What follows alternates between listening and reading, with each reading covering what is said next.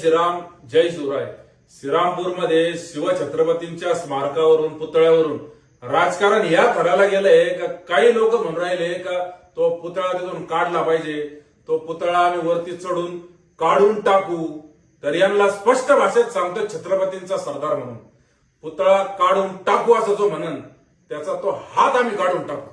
मजा करत नाही, चेष्टाही करत नाही, रेस्टार फेस्टार सारख्या बापाऱ्या नाही. छत्रपतींचा मावळा सरदार म्हणून सांगतो, छत्रपतींच्या विरोधात जाईल जो काढायची भाषा करून पुतळा त्याचा हात आम्ही काढून टाकणार 100%.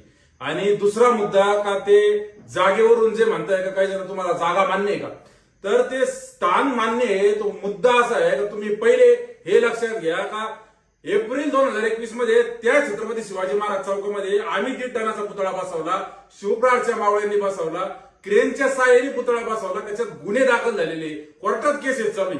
त्याच्यानंतर जवळपास आम्ही 17 दिवस मुंबईला पावसात आंदोलन केलं. त्याच्यानंतर 72 जनजागृतीचे कार्यक्रम शहर तालुक्यात झाले.